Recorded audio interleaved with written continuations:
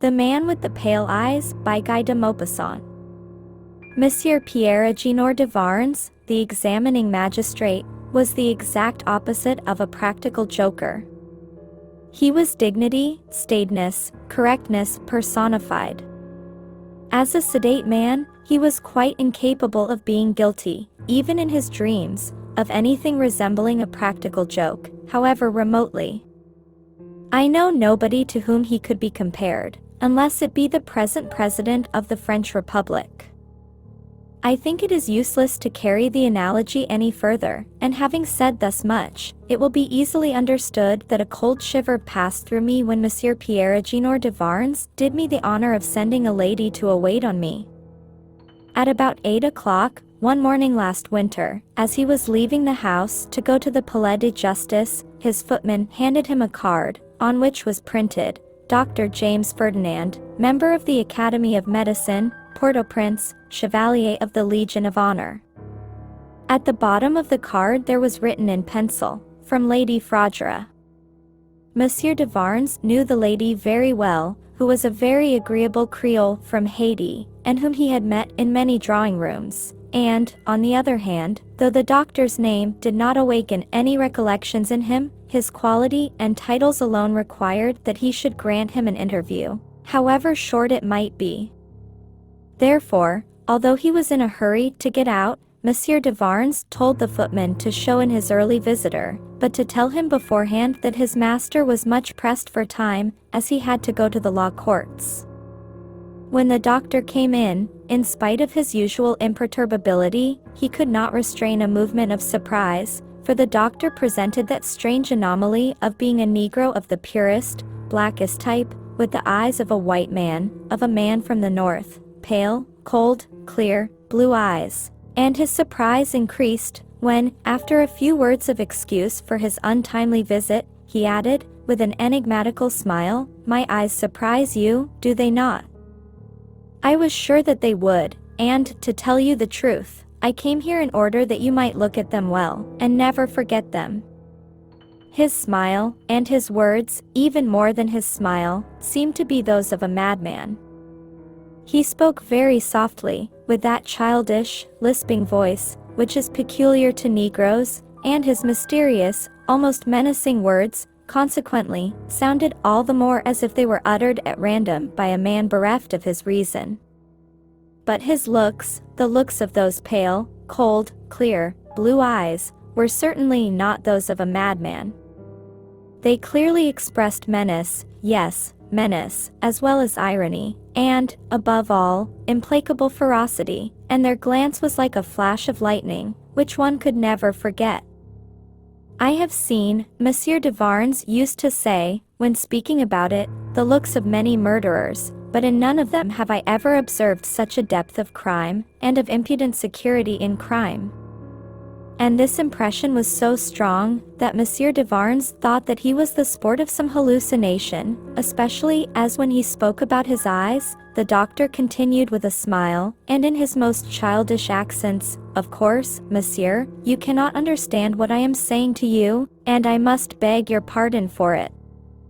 Tomorrow you will receive a letter which will explain it all to you, but, first of all, it was necessary that I should let you have a careful look at my eyes, which are myself, my only and true self, as you will see." With these words, and with a polite bow, the doctor went out, leaving Monsieur de Varnes extremely surprised, and a prey to this doubt, as he said to himself, "Is he merely a madman?" The fierce expression, and the criminal depths of his looks are perhaps caused merely by the extraordinary contrast between his fierce looks and his pale eyes. And absorbed in these thoughts, Monsieur de Varnes unfortunately allowed several minutes to elapse, and then he thought to himself suddenly, "No, I am not the sport of any hallucination, and this is no case of an optical phenomenon. This man is evidently some terrible criminal, and I have altogether failed in my duty in not arresting him myself at once, illegally, even at the risk of my life." The judge ran downstairs in pursuit of the doctor, but it was too late, he had disappeared. In the afternoon, He called on Madame Fraudre to ask her whether she could tell him anything about the matter. She, however, did not know the Negro doctor in the least, and was even able to assure him that he was a fictitious personage, for, as she was well acquainted with the upper classes in Haiti, she knew that the Academy of Medicine at Port-au-Prince had no doctor of that name among its members. As Monsieur de Varnes persisted, and gave descriptions of the doctor, especially mentioning his extraordinary eyes, Madame Fraudre began to laugh, and said, "You have certainly had to do with a hoaxer, my dear monsieur. The eyes which you have described are certainly those of a white man, and the individual must have been painted."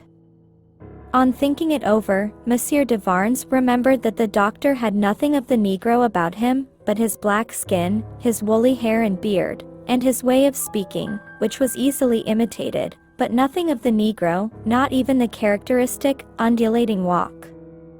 Perhaps, after all, he was only a practical joker, and during the whole day, Monsieur de Varnes took refuge in that view, which rather wounded his dignity as a man of consequence, but which appeased his scruples as a magistrate.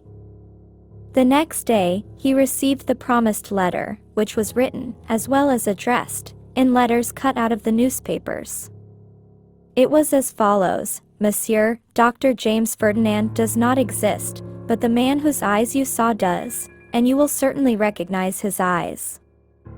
This man has committed 2 crimes, for which he does not feel any remorse, but, as he is a psychologist, he is afraid of someday yielding to the irresistible temptation of confessing his crimes. You know better than anyone, and that is your most powerful aid, with what imperious force criminals, especially intellectual ones, feel this temptation. That great poet, Edgar Poe, has written masterpieces on this subject, which express the truth exactly, but he has omitted to mention the last phenomenon, which I will tell you.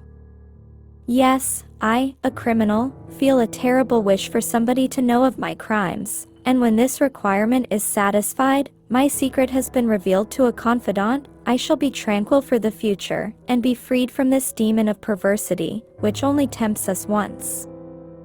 Well, now that is accomplished. You shall have my secret. From the day that you recognize me by my eyes, you will try and find out what I am guilty of, and how I was guilty, and you will discover it, being a master of your profession, which, by the by, has procured you the honor of having been chosen by me to bear the weight of this secret, which now is shared by us, and by us 2 alone. I say, advisedly, by us 2 alone. You could not, as a matter of fact, prove the reality of this secret to anyone, unless I were to confess it, and I defy you to obtain my public confession, as I have confessed it to you, and without danger to myself." 3 months later, Monsieur de Varnes met Monsieur X at an evening party, and at first sight, and without the slightest hesitation, he recognized in him those very pale, very cold, and very clear blue eyes which it was impossible to forget. The man himself remained perfectly impassive, so that Monsieur de Varnes was forced to say to himself, "Probably I am the sport of an hallucination at this moment, or else there are 2 pairs of eyes that are perfectly similar in the world. And what eyes? Can it be possible?" The magistrate instituted inquiries into his life, and he discovered this, which removed all his doubts. 5 years previously, Monsieur X had been a very poor, but very brilliant medical student, who, although he never took his doctor's degree, had already made himself remarkable by his microbiological researches. A young and very rich widow had fallen in love with him and married him. She had 1 child by her first marriage, and in the space of 6 months, first the child and then the mother died of typhoid fever, and thus Monsieur X had inherited a large fortune, in due form, and without any possible dispute.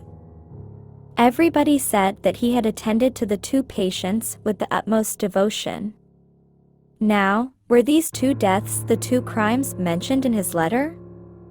But then, Monsieur X must have poisoned his two victims with the microbes of typhoid fever, which he had skillfully cultivated in them, so as to make the disease incurable, even by the most devoted care and attention.